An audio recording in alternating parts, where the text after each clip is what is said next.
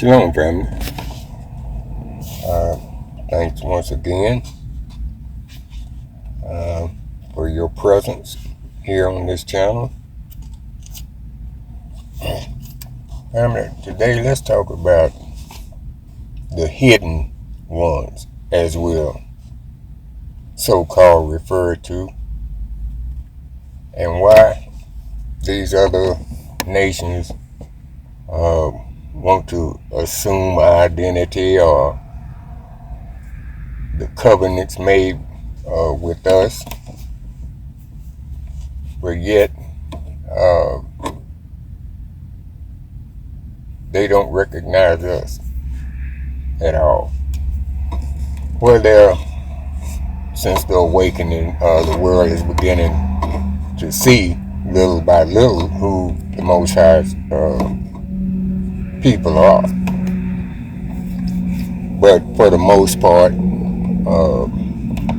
we're still known to the world by bywords. You know, the N-word and coon and monkey and all the bywords that we'll call, according to Deuteronomy 28. And most believe that the people who presently occupy that spot over there in Israel are the true people of the Most High, and therefore this country and many others, this is where their support goes, financially and any other way. And they won't give us a penny, not one red penny. They send billions and billions of dollars all across this world.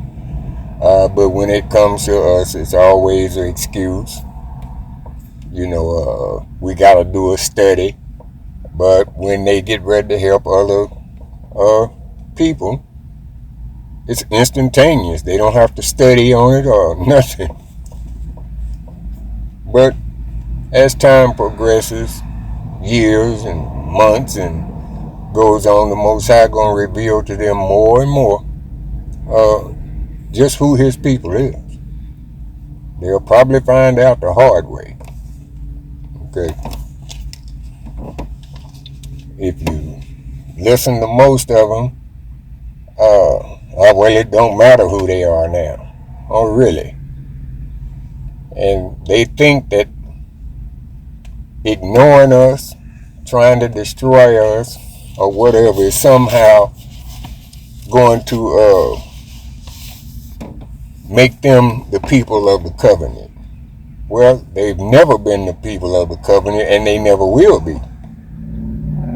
Now, salvation came unto them because of our fall, but not the covenant. The covenant was only made with Israel. Okay? They can't be partakers of the covenant. Like I say, anyone who believes in Mashiach, follows his ways, keep the law and statutes, they can be partakers of salvation. Okay? And enter into the kingdom. But they're not going to enter into the kingdom in any form of leadership whatsoever. Their leadership and rulership is coming to an end as we speak. So they won't be in any position of authority. In fact, the scriptures say there'll be servants and handmaids, and this is what angers most of them. Because the Gentile nations right now either want to be above us or equal with us. And so I would say to them, if you want to be equal with us, and you believe that you part of the covenant, then why wasn't you in chattel slavery? If you was part of the covenant, then you'd have went to slavery too. You've been right along with us, side by side. But why that didn't happen is because you're not the people of the covenant. The Most High did not establish his laws with you. This is why other nations can eat all the pork they want, but we can't. Because it was given to us not to eat certain things. This is why they don't get punished for eating what they want, because they're not part of the covenant. He did not give their laws and statutes to them. Okay? Those every time we broke the law, we were punished because we're the people of the covenant. We didn't keep our end of the bargain. So as we just go through the scriptures, we'll just talk about it. Okay? You know, and we'll get to that verse of John 3:16. You know, they use that and a few others to try to establish, yeah, we the people and he came to us, and now we're going to dispel that stuff too. But let's start off in Matthew 15, verse 22 through 26. And behold, a woman of Canaan came out of the same coast and cried unto him, saying, Have mercy on me, O Lord, thou son of David. My daughter is grievously vexed with a devil. But he answered her not a word. This is Mashiach not answering her. And his disciples came and besought him, saying, Send her away, for she cries after us. But he answered and said, I am not sent but unto the lost sheep of the house of Israel. Plain as day, family. Then came she and worshipped him, saying, Lord, help me. But he answered and said, It is not meet to take the children's bread and cast it to the dogs. Now, he was using that analogy there, folks. He wasn't literally calling the woman a dog.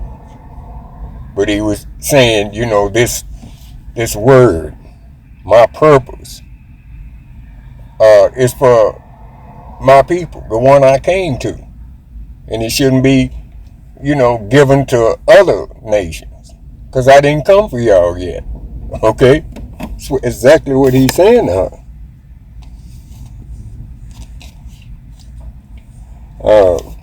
Matthew 10, verse 5 through 8. These 12 Yahushua sent forth and commanded them, saying, Go not into the way of the Gentiles, and into any other city of the Samaritans enter ye not, but go rather to the lost sheep of the house of Israel. And as you go, preach, saying, The kingdom of heaven is at hand. See, right there in verse 5, it said Mashiach commanded them. He didn't ask them. He didn't say, well, will y'all not go to these places? He commanded and said, Go not. That's a command. See, he did not come to save the world, except for the world of Israel. We'll talk about it later. But he's commanding his the 12 not to go. See, don't go over there. Don't you know? Go to the house of the sheep of Israel.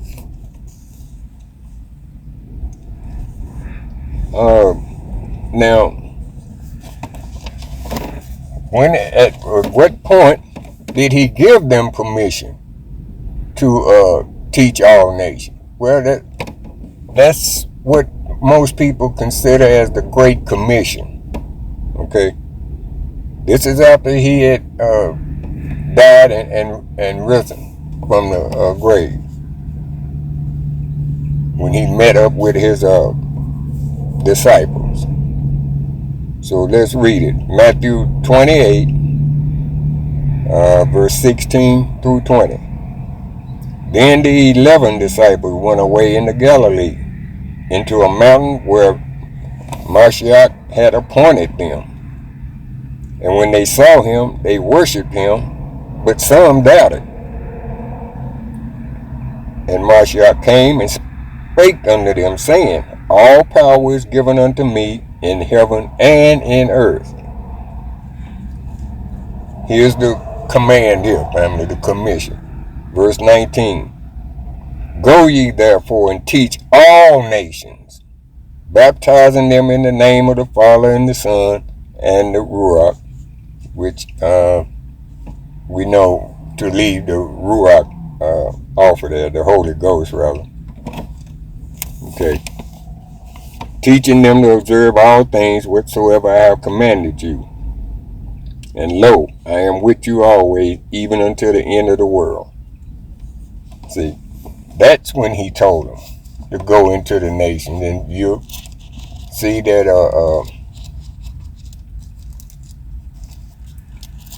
the disciples didn't start doing that. You know, Paul was an apostle to the Gentiles, and Peter, you know, starting, you know, in the book of Acts. But not until then did he tell them to go to any other nation and teach the gospel. So how were they part of any covenant? They were not punished. We were, for breaking the covenant that we had with the Most High.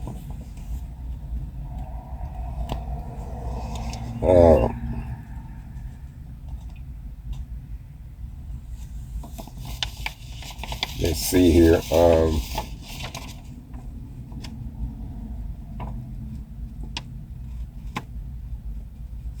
Let's read a book out of Sirach, and mostly it's known by Ecclesiasticus. This is a mistake some of our assemblies make. You know, some of the assemblies have Gentiles in them. Okay, which is okay, because we're the ones that's supposed to be teaching all nations. That's fine. But most of them, when they get them, they want to put these people in some kind of position. You know, he's going to be my reader. He's going to be over the finances. This one's going to be over this. When you have a church full of your own people who are very capable of doing those things, but you sit one of the Gentiles over them, and that should not be. They should be there to learn only the true word, not be in any kind of position whatsoever. And you see a lot of Israelites try to promote them and all this stuff, and it shouldn't happen.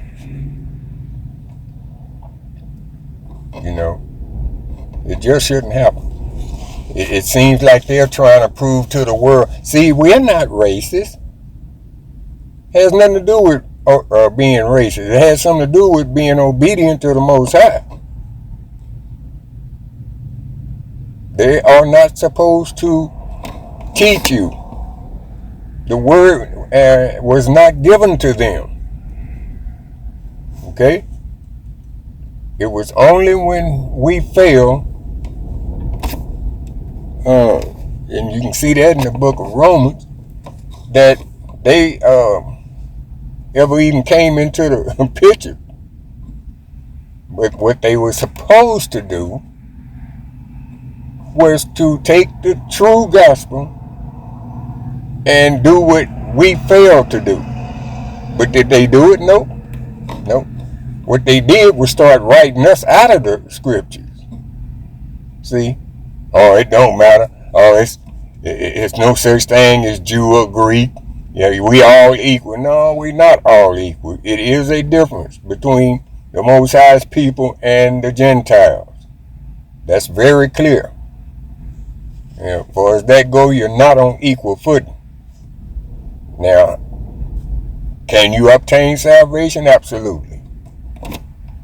But there is a difference. Okay? Let's read what Ecclesiasticus or Sirach has to say. A friend cannot be known in prosperity, and an enemy cannot be hidden in adversity.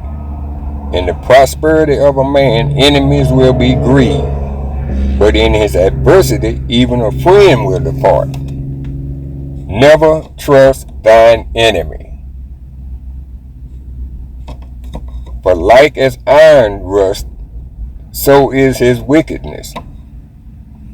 Though he humble himself and go crouching, yet take good heed and beware of him. And thou shalt not be unto him as thou hast wiped a looking glass. And thou shalt know that his rust has not been altogether wiped away. Verse 12, set him not by thee, lest when he has overthrown thee, he stands up in thy place. Neither let him sit at thy right hand, lest he seek to take thy seat. And thou at last remember my words, and be pricked therewith. Who will pity a charmer that is bitten by a serpent, or any such as come nigh a wild beast? See, it's telling you don't sit your enemy by your right hand. See, that's the problem. When you start letting Gentiles be in your assembly and start having a little bit of control and position and stuff, they'll seek to overthrow you. Okay? Verse 13 in Ecclesiasticus 12, verse 13 says, who will pity a charmer that is bitten with a serpent? In other words, I mean, how you going to have pity for a person who handles snakes and charms snake and the snake bite him? Well, he put himself in that position, so how you going to have pity of him? I mean, that's his own fault. He put himself in position to be bitten by a serpent. So who's going to pity that? And it goes on to further to say, and any such as come near a wild beast. Well, if you're going to go around a wild bear, knowing there's wild bears there, and one of them attack you and kill you, who's going to pity you?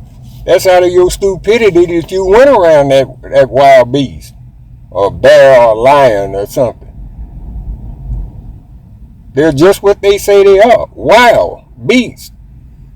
So how you going to, I mean, it's probably cases where people accidentally stumble up on one and have to run. But if you intentionally go where a wild beast is, or you at a zoo and you jump over the fence where the lions are and they rip you apart, how you going to have pity for that person? He did that to himself. So if you allow these people to come in your assembly and they end up taking over or causing all kind of problems, it's no pity for you. You did that. The Bible is clear. You don't put those people in authority. If they're there to learn the true gospel, fine. Let them sit down and learn, so they can go and share with their people about their history and what they've done wrong to the Most High's people. But you don't put them up over your brothers and sisters that's already in the assembly. You know, you need some kind of person to handle the situation or be over situation. Well, you got plenty of educated brothers and sisters in your assembly. You do not have to pick a Gentile to do it. Okay, that's foolishness. 2nd Ezra, chapter 6, verse 56 and 57. As for the other people, which also come of Adam, thou hast said that they are nothing, but be like unto spittle, and hast likened the abundance of them unto a drop that falleth from a vessel. And now, Elohim, behold, these heathen, which have ever been reputed as nothing, have begun to be lords over us, and to devour us. See, these people wasn't meant to be over us. It's just through our continued disobeying the Most High that we find ourselves in the position we in. The tail and not the head. But we're beginning to rise back to the head. Okay? Doing that, this awakening. So, let me read something from, I think I'm going to read,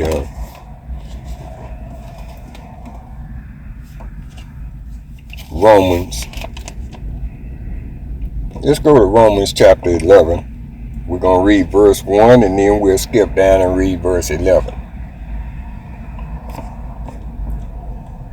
For I say then, has the Most High cast away his people? Yah forbid. For I am also an Israelite of the seed of Abraham and of the tribe of Benjamin. Okay, this is what Paul is saying. So, this notion that the Most High has cast us away, which most of the world think it, they think because we're going through what we're going through, that the Most High condones anything that they do to us. No, he has not cast us away. Because if he had truly cast us away, family, this awakening would never take place. And the scriptures say, in our land of captivity, we'll begin to remember. Okay? And we are. Let's jump down to verse 11. I say then, have they stumbled that they should fall? Again it says, Yah forbid. But rather through their fall, salvation has come unto the Gentiles, for to provoke them to jealousy. See? This is why the Most High allowed that, to provoke them to jealousy. So if we want to go to,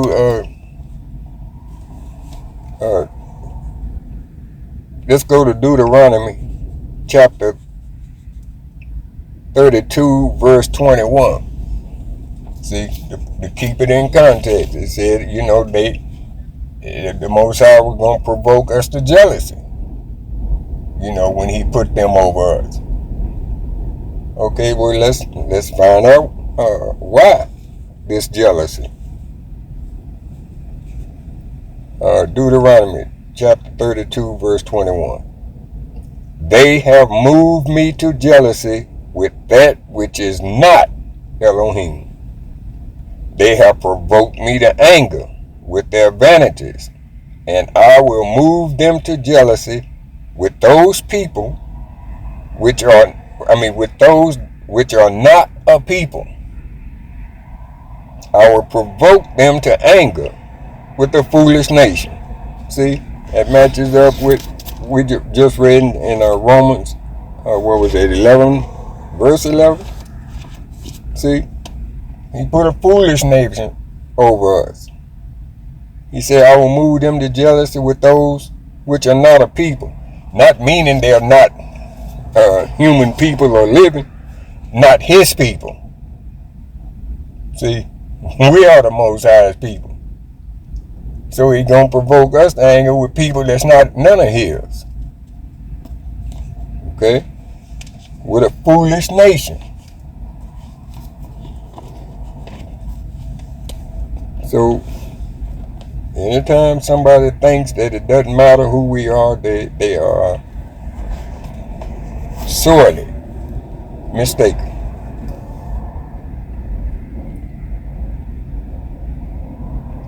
Psalms chapter 83 verse 1 through 5. Keep not thy silence, O Elohim, hold not thy peace, and be not still, O Yahuwah. For lo, thine enemies make a tumult, and they that hate thee have lifted up the head. They have taken crafty counsel against thy people, and consulted against thy hidden ones, us. That's us. They have said, come and let us cut them off from being a nation, that the name of Israel may no more be in remembrance. For they have consulted together with one consent, they are confederate against thee. This is why it say we'll be hated of all nations. They all plotted together to just totally dismiss us. You know, the hidden ones. They were supposed to, in the book of Romans, they were supposed to take the gospel, the true gospel, and spread it, but they didn't do it. Instead, they start removing us out the picture, making images of Mashiach look like them. You know, everybody that's in the scriptures, they repainted them, made them look like them. That's what they did. You know, they changed the times and seasons, you know, just to keep us hidden. It's not working, because the Most High has awakened his people. Now, it's still a lot of us asleep, but for the most part, he's awakening his people. Let's go to another verse where they try to use this as it don't matter.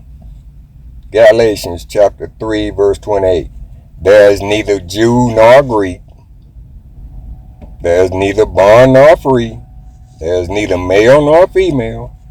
For you are all one in Mashiach. Okay. That's concerning salvation, not the covenant. It is a difference in Jew or Greek when it comes to the covenant, because they're not part of it. We're talking about anybody who believe upon Mashiach and follow his commandments can obtain salvation. In that way, it's no different. Okay? But they'll try to use it. See, it don't matter who the people are. Well, yeah, it matters very much, because we're going to be the ones in control. We're going to be back at the top. Okay? So you can't use that verse. Hebrews chapter 9 verse 15. And for this cause he is the mediator of the New Testament, by that means of death, for the redemption of the transgressions that we were under the first testament. They which are called might receive the promise of eternal inheritance. Well, who was under the first, the Old Testament? Us. See? Who's up under the new one? Us. See? The laws and statutes were given to us, so we were up under the old and new. That don't apply to everybody. Salvation does to people who are obedient and put their trust and faith in Yahushua. But we're the people of the covenant, family. That was not given to anybody else. See?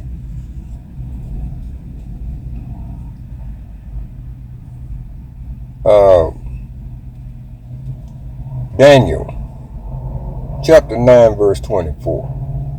70 weeks are determined upon thy people and upon thy holy city to finish the transgression and to make an end of sins and to make reconciliation for iniquity and to bring in everlasting righteousness and to seal up the vision and prophecy and to anoint the most holy. Well, what did it say? It says 70 weeks are determined upon thy people. Well, who was in bondage in Babylon? Was it the Gentiles or was it us? Because we kept disobeying. We wouldn't keep the land Sabbaths. That's why we ended up there for 70 years. That's how long we ignored giving the land rest. Okay? And the Most High said, that 70 years that we're there, it'll get a land that time to rest, that we refuse to give it. So he's talking to us. He's not talking to everybody else. Just us. Amos, chapter 3, verse 2. Listen to this. You have I known. You only have I known of all the families of the earth. Therefore I will punish you for all your iniquities. That is plain. What did he just say? You only have I known of all the families of the earth. Therefore I will punish you for all your iniquity. Now who got punished for all their iniquities? Israel. Us. Judah. Because he just said, you only have I known. See, that covenant wasn't made for nobody but us. Like I say, if these Gentiles claiming today that it doesn't matter and they're putting themselves equal with us and the covenant applied to them, why wasn't they in chattel slavery right along beside us in these cotton fields? Why wasn't their children taken and fed to alligators? Why today that they don't get shot for a broken tail light?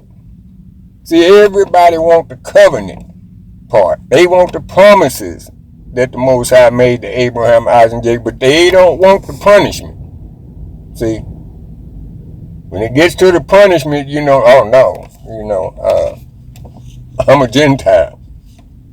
But they want to be partakers of the covenant and the promises that the Most High made for us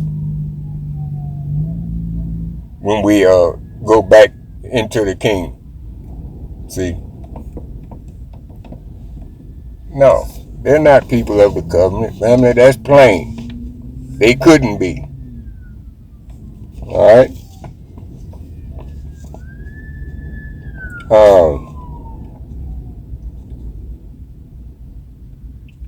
Romans chapter 1, verse 16. For I am not ashamed of the gospel of Mashiach, for it is the power of Yahuwah unto salvation to everyone that believes, to the Jew first, and also to the Greek. I thought it didn't make a difference. Why does it say unto the Jew first? Which we're talking about Israel when they say Jew. It's to everyone that believes. But it's also offered into the Gentiles if they believe and repent. It's offered to them too. That's still not part of the covenant. They're not the covenant people.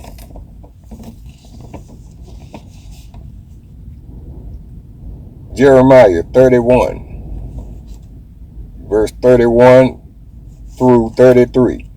Behold, the days come, said the Most High, that I will make a new covenant with the house of Israel and with the house of Judah. Is that plain enough right there? Do you see where he made a covenant with anybody else? It said Israel and the house of Judah. He'll make a new covenant. Verse 32, not according to the covenant that I made with their fathers in the day that I took them by the hand to bring them out of the land of Egypt, which my covenant they break, although I was a husband to them, saith the Most High. Who was enslaved in Egypt, family? Who broke the original covenant? Gentiles? Is that who he went and got out of the land of Egypt? No. Verse 33. But this shall be the covenant that I will make with the house of Israel. After those days, saith the Most High, I will put my law in their inward parts, and write it in their hearts, and will be their Elohim, and they shall be my people. Plain and simple. The old covenant our fathers broke. After he got them out of Egypt. And they kept breaking them. Okay? This is why we ended up where we are today. Isaiah 45:17. But Israel shall be saved in the Most High with an everlasting salvation. You shall not be ashamed, nor confounded, world without end. See? When they talk about world like it is in John 3:16, the world of Israel, not the entire planet, not the entire everybody on earth. When it speaks of that in John 3:16.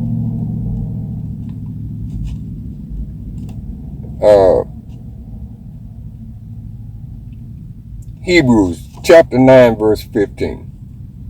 And for this cause, he is the mediator of the New Testament. Who is the mediator of the New Testament? Yahushua. By that means of death for the redemption of the transgressions that were under the first testament, or first covenant. They which are called might receive the promise of eternal inheritance. See, it repeats it over and over again. Who the covenant is with, who we are. And everybody wants to claim that, but they don't want to. I promise you can't get now one of them to change places with us. For as the things that we go through.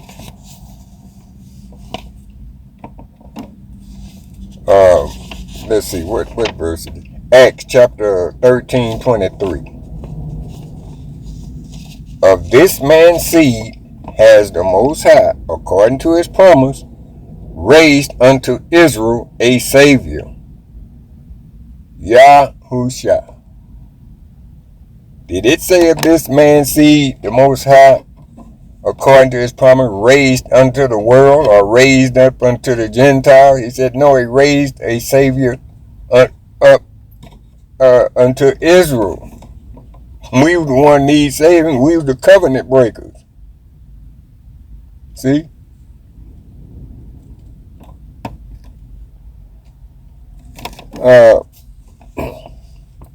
Now we know what John 3:16 says, right? Everybody pretty much knows that verse, but let's read it anyway. For the Most High so loved the world that he gave his only begotten Son, that whosoever believe in him should not perish, but have everlasting life. Okay. Now, a lot of people, a lot of Gentiles, non-Israel, will use that verse. See? It didn't make a difference. He said he sent him in for God so loved the world. Well, okay. Let's find out what world he's talking about. It's not talking about everybody on the planet. That's not who we already established from Mashiach who he came to. He came to the lost sheep of Israel. Didn't come to the whole world. What did he tell the Gentile woman? All right, the woman from Canaan.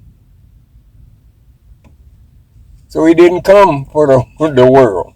He's talking about the world of Israel, our world. Not the whole wide world as far as population goes and other nations go.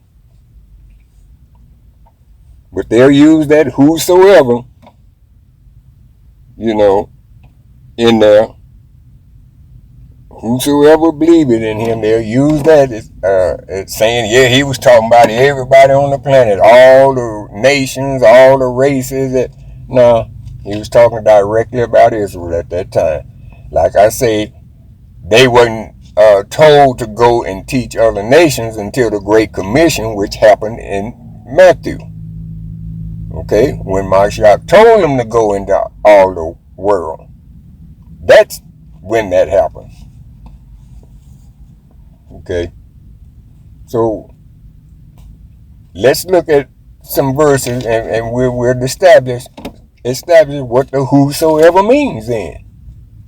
So let's go to Exodus chapter 12, verse 15. 7 days shall you eat unleavened bread. Even the first day you shall put away leaven out of your houses. For whosoever, there's that word again, whosoever eat leavened bread from the first day until the 7th day, that soul shall be cut off from Israel. Now, did that whosoever include everybody?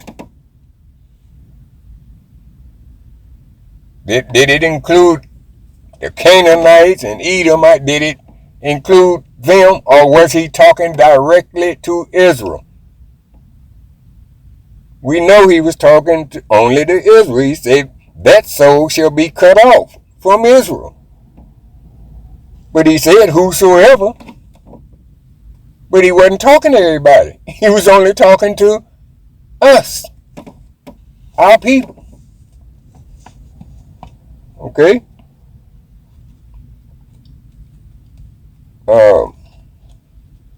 Let's see here. It's if people would go up a couple of verses from John 3:16, go up to 14 and 15, we'll kind of see it. About the whosoever thing. In fact, let's read John chapter 3, verse 14 and 15 then. And as Moses lifted up the... No, we won't... Yeah. This is what Mashiach is saying. And as Moses lifted up the serpent in the wilderness, even so must the Son of Man be lifted up, that whosoever believe in him should not perish, but have eternal life. Okay, that's 2 verses before 16. So let's see, was Mashiach talking about the whosoever? Again, talking about everybody, or just Israel. Now let's go back to the Old Testament, and let's see who the whosoever is again. Because Mashiach used that reference and comparison that came from the book of Numbers. So let's go to Numbers chapter 21, verse 5 through 8. And the people spake against the Most High and against Moses. Wherefore have you brought us up out of Egypt to die in the wilderness? For there is no bread, neither is there water, and our soul loathes this light bread. See, that's these people complaining now against the Most High and Moses. And the Most High sent fiery serpents among the people, and they bit the people. And much people of Israel died. Nobody else. Said many people of Israel died, right? Verse 7. Therefore, the people came to Moses and said, we have sinned, for we have spoken against the Most High and against thee. Pray unto the Most High that he take away the serpents from us. And Moses prayed for the people. Now, this is where Mashiach was pretty much quoting from. And the Most High said unto Moses, make thee a fiery serpent, and set it up on a pole. And it shall come to pass that every one that is bitten, when he look upon it, shall live. Okay? Now, when it says everyone that is bitten, everyone of who? That would be the same as saying whosoever. It could have very easily been read that whosoever is bitten, when he look upon it, shall live. Now, who did the Most High send those fiery serpents among? Other nations or us? Because we were complaining about food and water.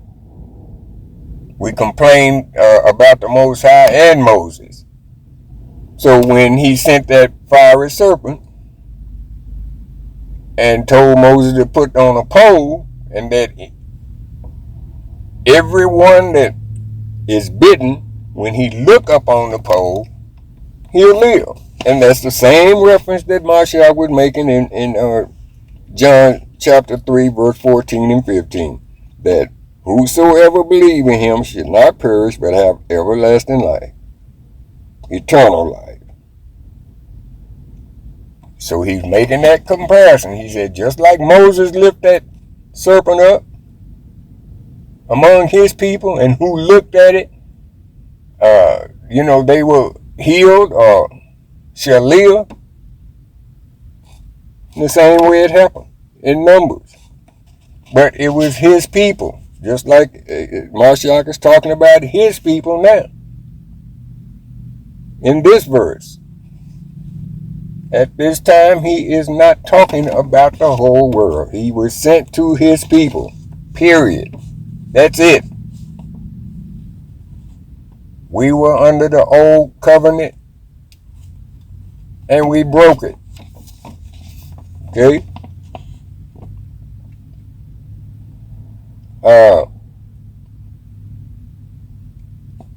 Psalms 147, verse 19 through 20. He showeth his word unto Jacob, his statutes and his judgments unto Israel. He has not dealt so with any nation. And as for his judgments, they have not known them. Praise the Most High. So who did he show his statutes and judgments to? Who did he make the covenant with? The whole world? Or just Israel? Okay? How dare anybody say it don't make no difference who we are? It makes a great difference, because all these things that are occurring in the world now is occurring because of us. So the Most High can restore us to our rightful place and put down all the nations, every last one of them that did anything to us. See, they don't realize that these things are happening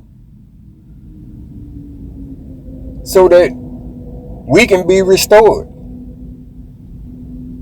to our rightful position, which we shouldn't have never lost, but we lost through disobedience. It was never meant for any other nation to teach the gospel but us, but we didn't do it. Okay? So, he afforded the Gentiles a chance to spread the true gospel, but I mean, they start rewriting things, and Constantine, the Roman Catholic Church, got involved, and the scriptures get all twisted up that they pretty much buried us. But the Most High caused this awakening, and now, family, I gotta tell you, the world is fearful that you're waking up. Very fearful. This is why they pulled out all the stops, to try to avoid prophecy from fulfilling. But they can't. Okay? They just can't. Let's read one more verse. Jeremiah chapter 30, verse 11. For I am with thee, saith the Most High, to save thee.